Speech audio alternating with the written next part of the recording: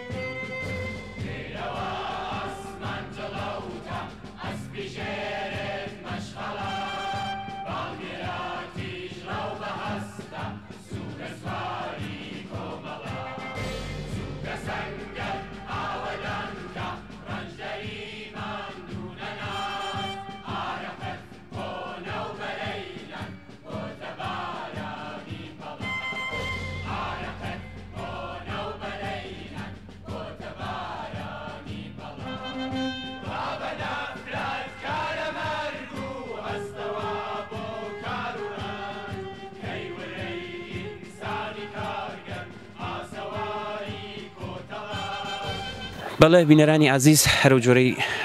لە سەرەتای دەستپێکی بەرنامەکەدا باسم کرد کمان دەچینە لای هاوڕێیانی پێشمەرگە و دواتر هاوڕێیانی کومیتە ناوەندی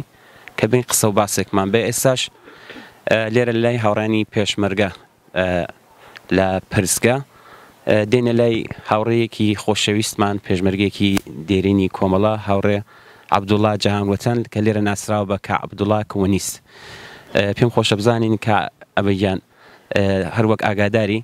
ئەوە نزیک دەبینەوە لە 26 ڕێبەندان ساڵڕۆژی ئاشکرابوونی خەباتی نهێنی کۆمەڵە. پێم خۆشە گە قسەیەکت هەیە بۆ ئێمە و بۆ بینەران باسی بکەین. من پیرۆزبایی دەکەم لە ڕۆژی کۆمەڵە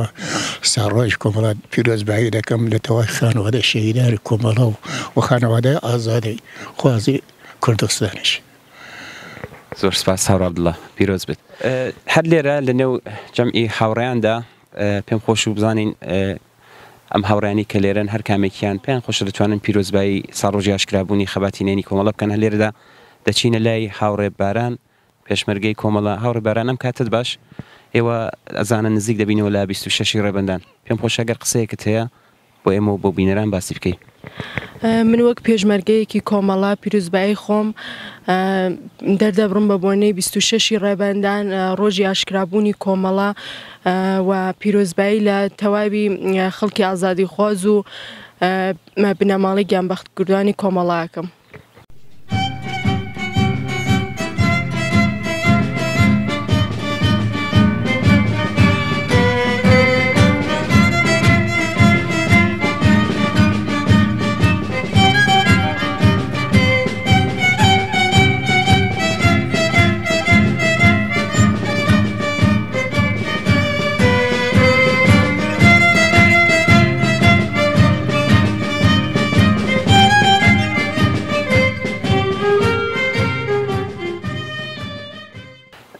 بینەرانی ئازیز،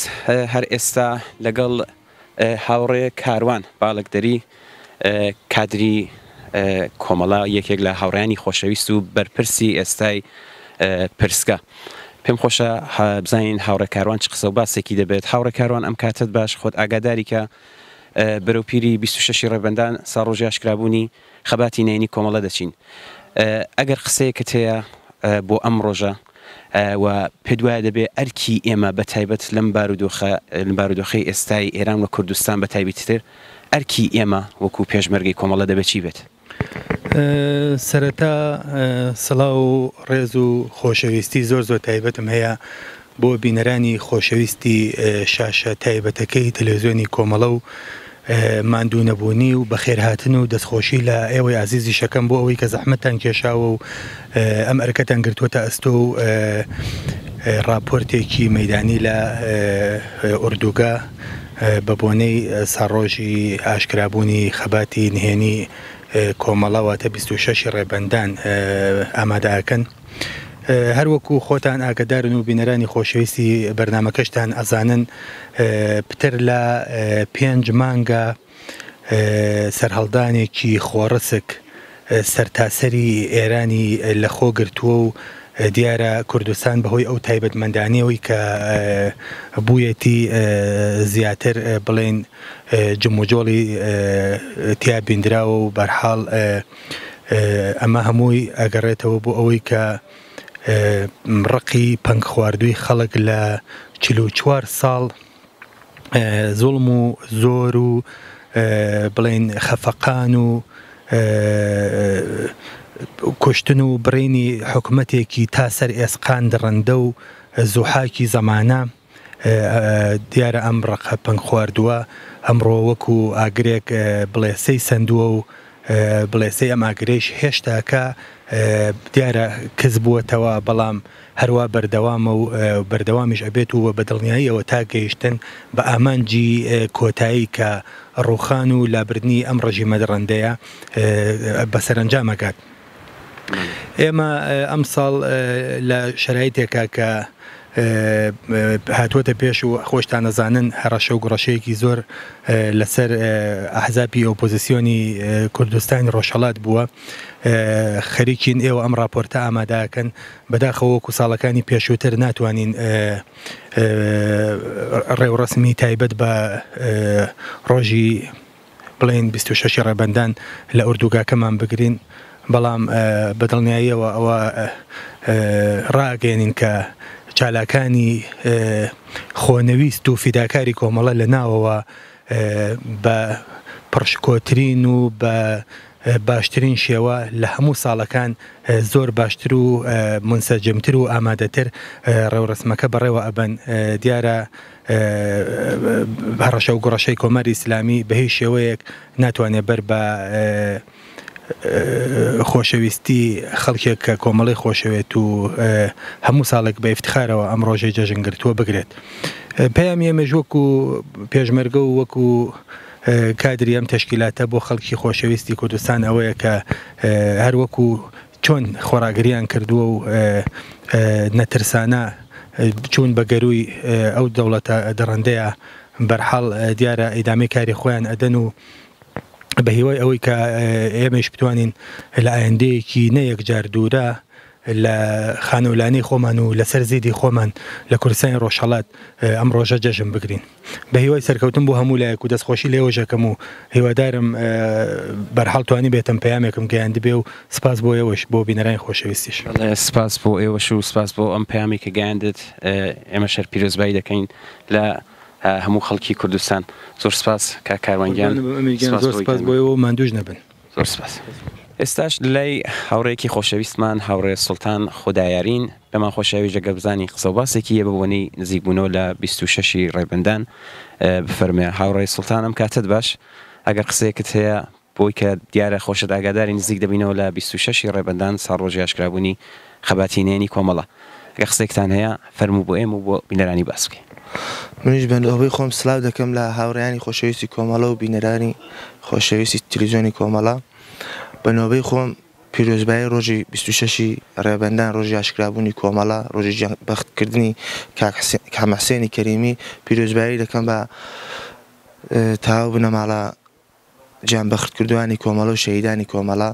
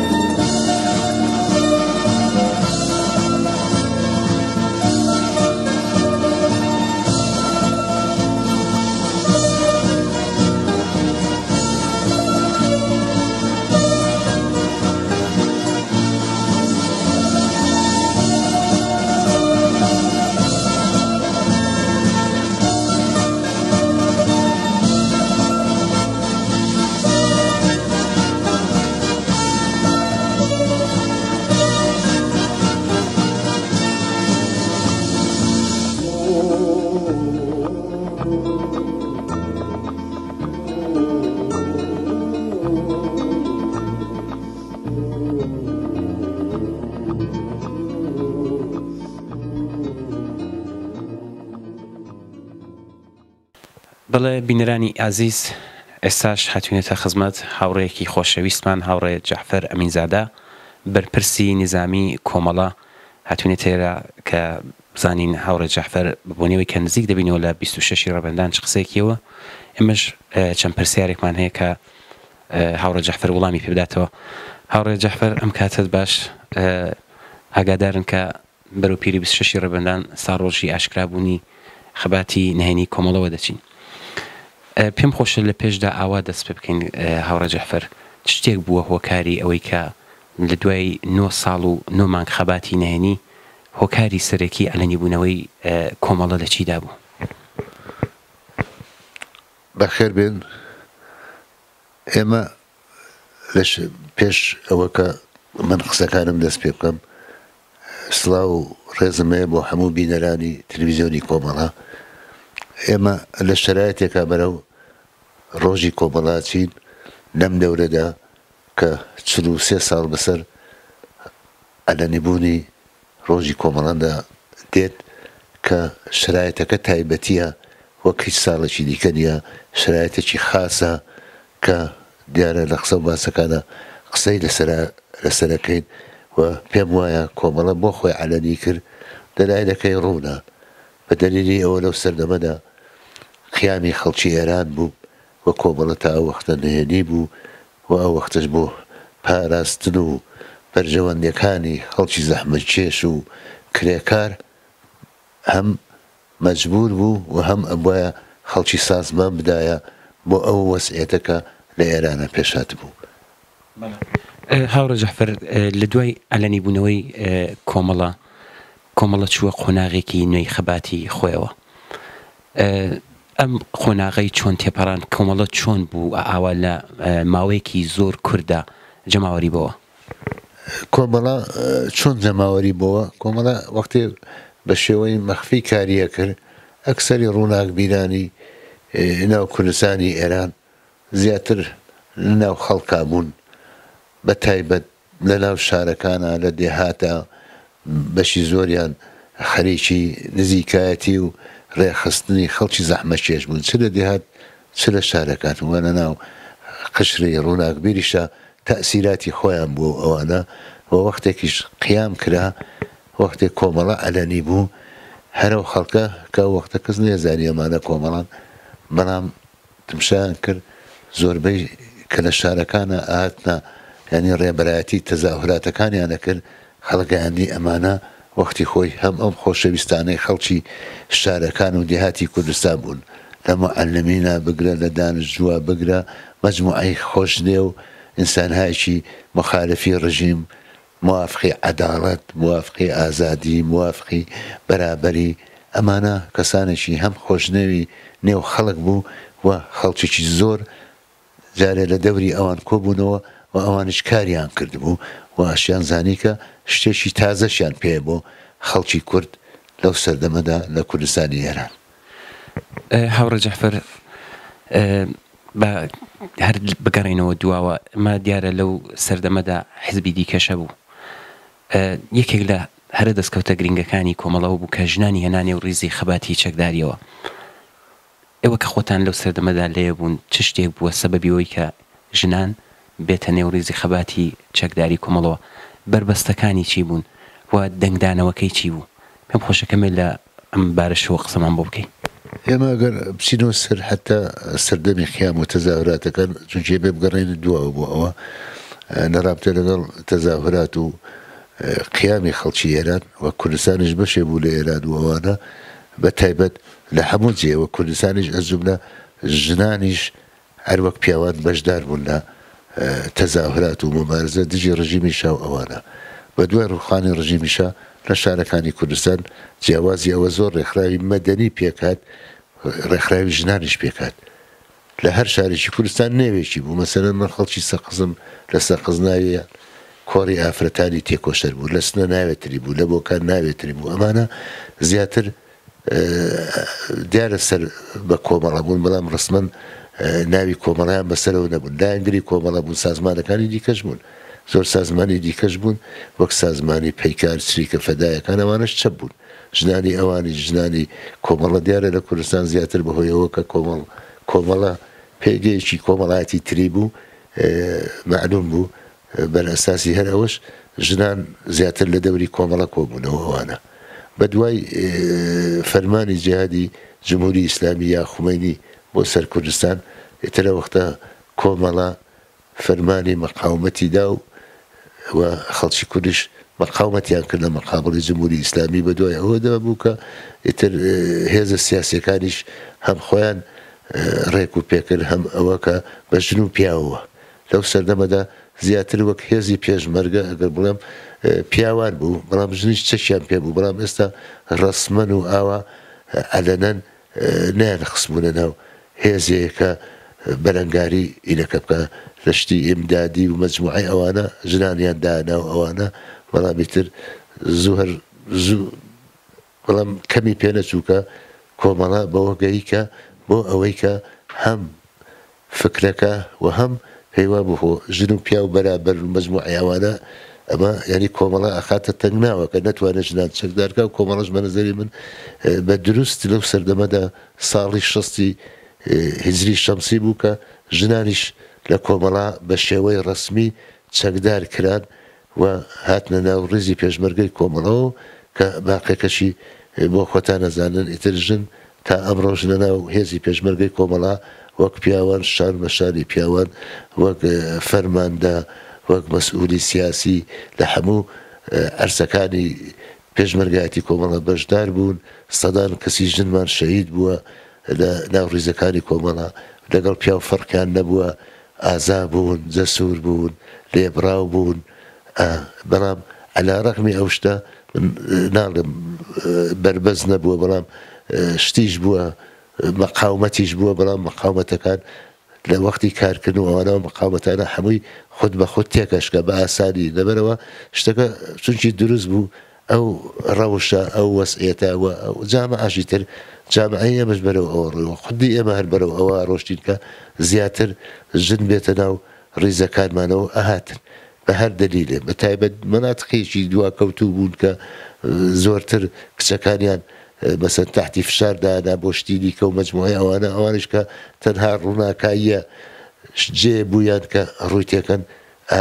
هاتن ناو ڕێزی کۆمەڵە و ئەبوون بە پێشمەرگەی کۆمەڵە و زۆر باشە هەورە جەعفەر هەروە خۆشتان ئاگادارن کۆمەڵە لە ساڵی بڵین 59 باسی لێکرا کە ئێمە دەتوانین حیزبێکی سەراسەریشمان بێت ینی 3 ساڵ باس لەوە کرا بەڵام ساڵی 1362 حیزبی کۆمۆنیستی ئێران دروست بوو زەرورەتی ئەم دروستبوونی حیزبی کۆمۆنیست لەو سەردەمەدا چی بوو؟ من پێم وایە زەرورەتەکەی ئەگەرێتەوە بۆ ئەو وەختە چەپەکانی ئێران مەجموعی ئەوانە کەوتوو لەبەر هێرشی شاڵاوی جمهوری ئیسلامی و ئەکسەریان لە ناو شارەکانی ئێرانە یا جیران یا ئیعدام کران و مەجموعی ئەوانە فشارێکە جمهوری ئیسلامی هێنابووی و ئەوانە و کۆمەڵەش لە فکریەوە بوو کە خۆی پەیوەند بدامە زەریانی سەراسەری و ئەوانەوە لەباری پراتیکیەوە لەو سەردەمەدا کۆمەڵەش پێی وا بوو ئەمە باشە ئەمە بکاو ئەوانە زەرورەتەکەیان لەوەدا ئەحساسە کرد کە ئەو حیزبە پێک بێ چاو حیزبەت دوای پێکە ئێداری پێکات چەندە قازانجی کرد زەرەر ئەمە ئەهێڵینەوە بۆ کەسانێکە هەم تەحلیلگەرن هەم کەسانێ بوون کە ئەو حیزبیان دروست کردە و مەجموعی ئەوانە کە ئایا چەندە قازانجی بووە زەرەدی بووە مەجموعی ئەوانە ئەمە ئێستا من ناتوانم لەم باسە باسی لێکدانەوە لەسەر بوونی حیزبی کۆمۆنیست بکەم بەڵام زەرورەتەکەی هەر لەوە بوو کە باسم کرد ئێران هێرشی کردبووە کە بە دروستیش لە وەختا هێزی چەپ وەک ئێستا چۆن داواکەن هێزی چەپ یەک بگرن مەجموعی ئەوانە ئەو وەختە بۆ ئەوە یەکیان کرد عەلا ڕەغمەوە مخالفیشی بوو موافقەکانی دیارە زیاتر بوو لە ناو حیزبی لە ناو کۆمەڵە و مەجموعی سازمانەکانە بۆیە پێکات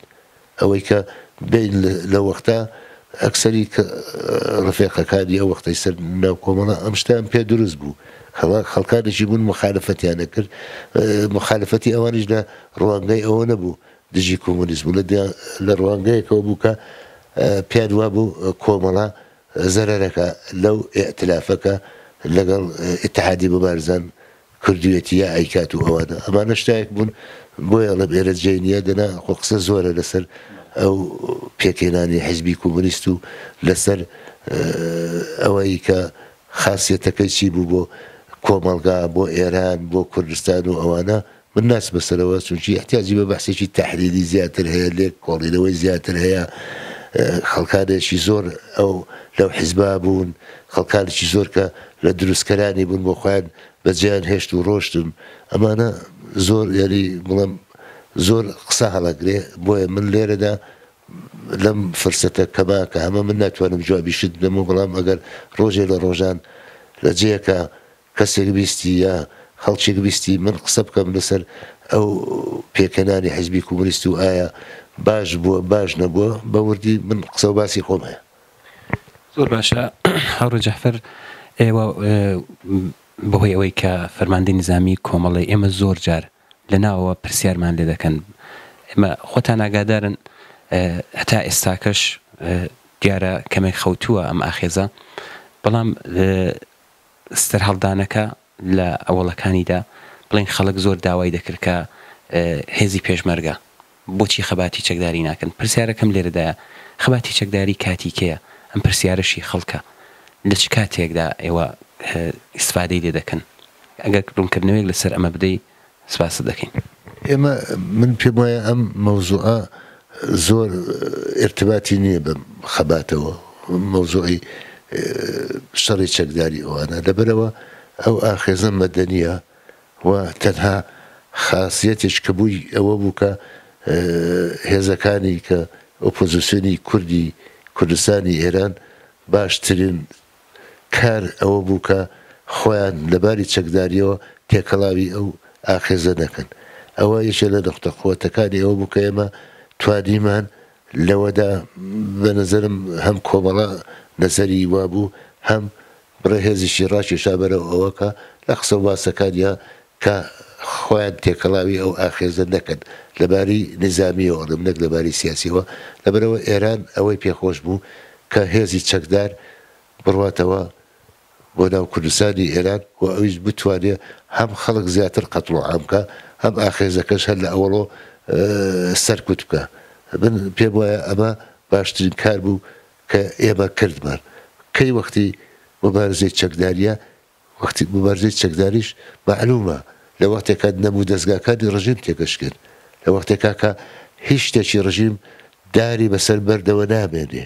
ئەوەیە کە بۆ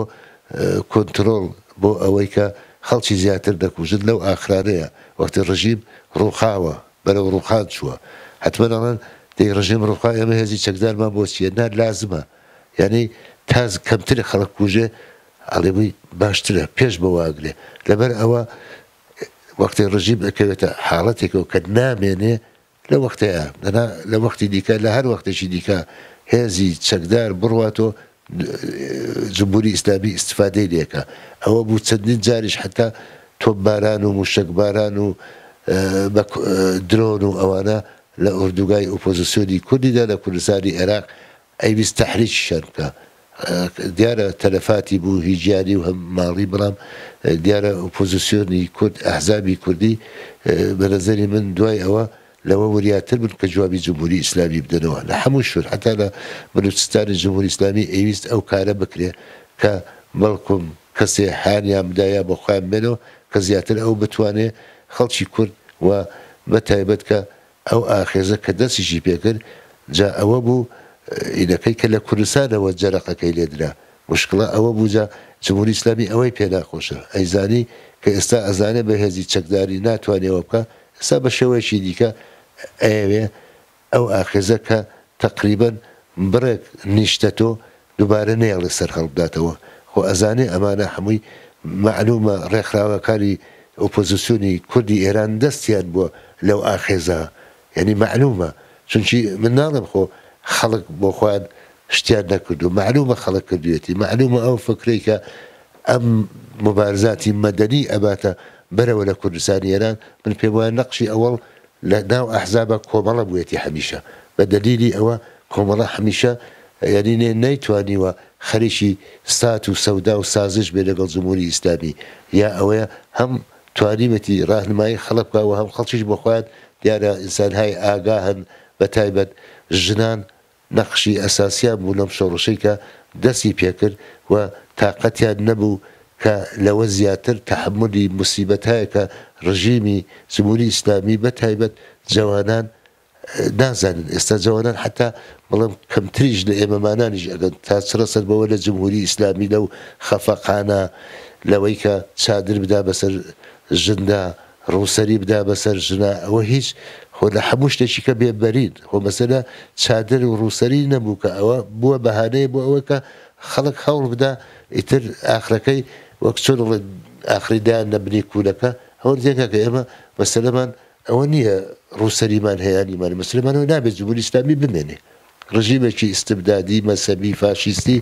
لە ئێرانە ناتوانێت حاکمێ بەسەر خەڵکانێکی متەبەدلی ئاقڵی ئاگاه کە ڕۆژتاوەرە لیان دەکوژن نانیان نییە بێکارن لە زیندانەکانی جمهوری ئیسلامین هیچ شتێک ئازاد نییە حتا لە شەترەنجۆ بگرێکە ئازاد نییە تا ئەگاتە موسیقی زۆر شتی دیکە و مەجموعەوانە خەڵک ئازاد نییە حتا جاری وایە لە ماڵیشەوە لە پەنجەرەوە مووی سەری دیار بخا بۆ دەرەوە ئەوانە معلوم نییە اطلاعات و ئەوانە نستە ماڵەکەیان ئەو نیە لە خیابانەکانە چیان کردە لە ژنان تەواوی فیلم و ویددیو ساڵهای ساڵە ناو جمهوری ئیسلامیە هەیە کە ژنان چەندە لە ژێر فشارا بوون بۆیە من پێم وایە ئەم شۆڕشەی کەکرا ژن نەقشی ئەسڵی بوو مەزورمەوە نیە پیاونەی بوو لە کوردستانە بەتایبەت خەڵک یعنی وایان کرد مبارزاتی خۆیان گرێدا بە مبارزاتی خەڵکەکانی ئێرانەوە ئەمە یەکێ لە موسبەتەکانی بوو من پێم وایە ئێمە ئەگەر بتوانین لە داهاتووە ئەو شۆڕشەی کە ئێستاش هەیە ئەوەی کە بەسەرەن کەمێک خەوتێتەوە ئەو مشکڵە دیێت جاری وایە ئینقلابەکان وان ساڵێ توو لە کێشن 2 ساڵ توو لە کێشێ 3 ساڵ توو لە کێشێ 4 ساڵ توو لە کێشێ ئینقلاب بە ئێمە نییە بە خەڵکێکە و بە شەرایەتەکەیە خەڵک هەر وەختێ پیان خۆش بێ ئیرادە بکەن دێنە سەر شەقامەکان دێن دووبارە داوای شتەکانیانەکەنەوەوە سەرکوتیش بۆیان مهم نەبوو من پێم وایە سەرکوتیش بۆیان مهم نابێ ناتوانن ئەو زندگی ئیدامە بدەن یعنی نائیلاجن ئەو کارە بکەن و ئێمەش وەک ئۆپۆزیسیۆنی کورد لە کوردستانی ئێران کە ئێستا لە تەبعیدین مەجبور مەزومە وەک وەزیفەمانە ئەوەی بۆمان ئەکرێت لە دەرەوەی وڵات لە هەر کوێیەک لە ناوەی وڵات لەگەڵیان هاوکار بین کۆمەچیان بکەین ڕاهنمایی کە بۆمان کرا بیکەین و ئەوانە ناکرێ یعنی ئەم وەسعەتە لە ئێرانە ئیدامە نادرێ ئەبێ فقط یەک شتەیە ئێمە مواظب بین مبارزاتی ئێمە لە ساڵی 57 کە کردمان ڕفاندیان شتەکانیان خوارد پێشیان پێگرت کە ئەو ئینقلابە تعمیق نەبێت و من پێم وایە ئەم ئینقلابەی کە ئێستا لە ئێرانە هەیە من پێم وایە بێت تعمیقی بکەیتەوە چونکە ئەگە تعمیقی بکەیتەوە بە قازانجی هێزی عەداڵەتخوازە بە قازانجی خەڵکی زەحمەت کێش و کرێکارە بە قازانجی ژنانە غێری ئەوە دووبارە نازانین چیمان بەسەر دێتەوە ئێمە ئەبێ بزانین چی ئەەکەین ئیشتبای ساڵی 57 نابێت تکرار بکەینەوە بە قەول و قەرار ئێمە شتی قەرزمان ناوێ شتی نەقدمانەوێ ینی منزورم خەڵکە من ناڵم خەڵک شتی نەقدیانەوێ خەڵکی ئەوان ناوێ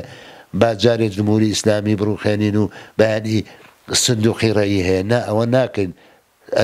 زمانی شاش عینی ئەوەیان کرد ئەرتەشیان هێشتەوە ئێرتش 2 مانگ نەبوو مانگێ نەبوو شارۆخا بوو خەڵکی سنەی چی دەکرد لە پادگانی سنەوە ئەوانە ئەوەیە کە ئەڵێم ئەمە شتێکە داومان بۆ دانەنێن خەڵکە بێ بزانن بڕێ کەس پیان وایە ئێمە مەسەلەن تونڕەوین عەداڵەتخوازەکان تونڕەون من پێم وایە عەداڵەتخوازەکان ئارامترین تەبەقە و قشتن لە جامعەی ئێرانە لەبەر ئەوە نایانەوێت جارێکیکە کڵاو بچێتە سەریان ئێمە نامانەوێت من بۆ خۆم کەسێ بووم لە زمانی شا زیندان بوو من نامەوێت لەگەڵ زیندانمانەکەم ئێعتلاف بکەم من نامەوێت جایسا کەسی وایە پێی خۆشە لەگەڵ زیندانمانەکەی ئێعتلافەکە بیکە نابێت لەبەرەوە ئەوانە نە سابقەی باشیان هەیە نە کاری باشیان لە ڕابردووە کردە کە من بێم لەگەڵ ئەوانە ئێعتلاف بکەم بە ناوی ئەوە ئازادیە ئایا ئازادی ئێستا ئەکرێ بۆ فاشیستەکان دانین لە ئاڵمانە ئەمە ئازادیە ئازادی بۆ فاشیستەکان دانن کە چیان کرد لە خەڵکی ئاڵمان وەختی خۆی ئایا ئەکرێ ئازادی بۆ بنەماڵی پەهلەوی من مەزورمونی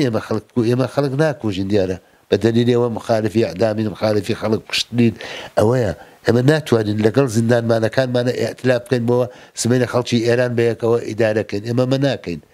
هێزی عەداڵەتخواز نابێەوە بکە خەڵک نابێ ئەوە بکە خەڵک بۆ خۆیان نەزانن چیەکەن من پێم وایە خەڵک لە شۆراکانی خۆیان لە هەر شتێک پێیان خۆشە لە مەجلیسی خۆیان دروستیەکەن لە هەرچێ پێیان خۆشە عەداڵەتیانەوێ نانیانەوێ پێش هەمووشتی ئەم شتانە بێ بۆ خەڵک تەئمین بێ شعار لەوە دەرچووە لە ژن ژیان ئازادی دەرچووە بۆ کار و نان و ئەوانەش ئێمە ئەگەر ئەوە نییە نەبینین لەبەرەوە نییە پاشە کشێ بکەین کاری غەڵەتەکەین ناتوانین پاشە کشێ بکەین ناتوانین ئەمە نابێ حتا ئەوە مەسەن چاوەڕوانی حتا ملی مەسەبیەکانی وەک زمانی خمینی بن ئەوانە فرسەت تەڵە من هەر لە فرسەتێکا قەت نەنگیان نییە لە پڕیا ئینقلابێ ئەکرێ هەمووی وەک قارچک هەڵەتۆ خێن و ئەوانە ئەوەیە کە من پێم وایە ئێمە ئەبێ خەڵک وشتیار بکەینەوە بۆ ئەوەی کە مبارزە تەعمیقتر بێ بۆ ئەوەی کە خەڵکی حاشیێنشینەکان خەڵکی کرێکار و زەحمەتکێش زیاتر بێنە مەیدان و خیابانەکانی ئێران و کوردستان و ئەبێ خەڵکی ئێرانیش ئەوە بزانێ خەڵکی کورد ئەم جەرەقەی کە لێدا بە معنای ئەوە نییە هەر جەرەقەکەی لێدا و خەڵکی دیکە بیان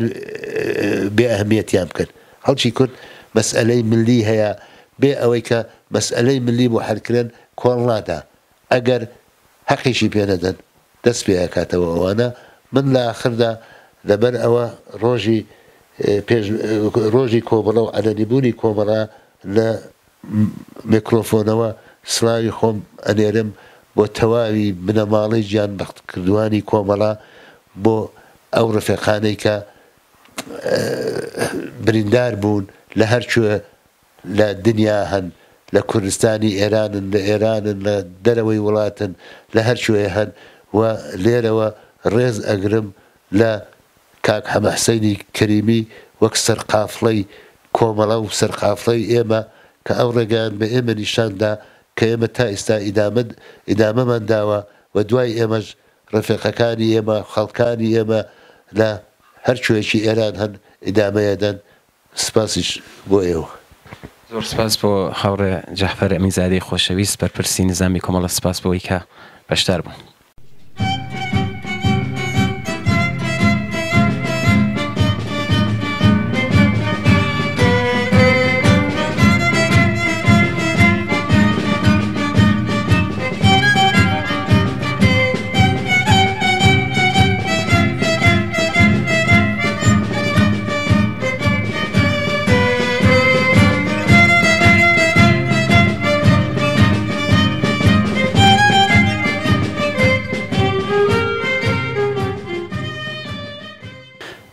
بینەرانی عزیز ئێستاش لەلای هاوڕێی خۆشەویستمان هاوڕێ ئارەزوو شاکرین ئەویش پێی خۆشە بە بۆنەی